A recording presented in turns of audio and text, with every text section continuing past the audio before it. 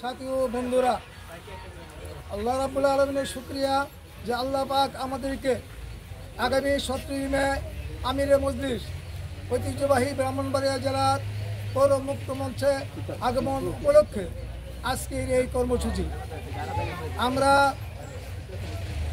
এই আশা ব্যক্ত করি যে আগামী প্রজন্মের জন্য বাংলাদেশ খেলাফত মজলিস বাংলার জমিনে আল্লাহ আইন প্রতিষ্ঠা করার জন্য আমরা যে স্বপ্ন পালন করছি, আর এই মানব সবাই হাত ধরে সেই স্বপ্নকে আমরা সফল করতে চাই।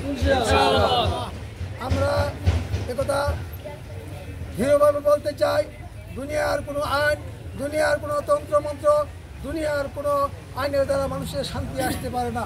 একমাত্র মানুষের শান্তি আল্লাহ এবং আল্লাহ রসুলের বিধানের মধ্যে। সেই জন্য আল্লাহর জমিনে আল্লাহর খেলাফত কায়েম করার জন্য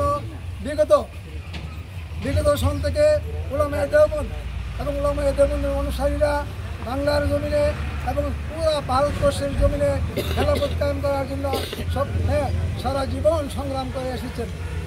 তারই ধারাবাহিকতায় বাংলাদেশ খেলাফত মজলিস দীর্ঘদিন যাবৎ এই স্বপ্ন পালন করে আসছে।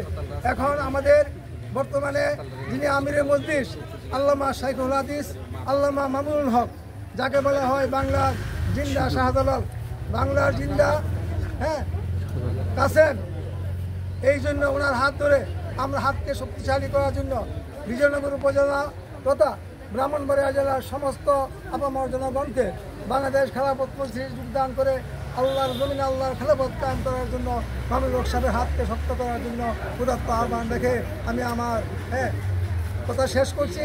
সাথে সাথে কথা বলছি যে আমাদের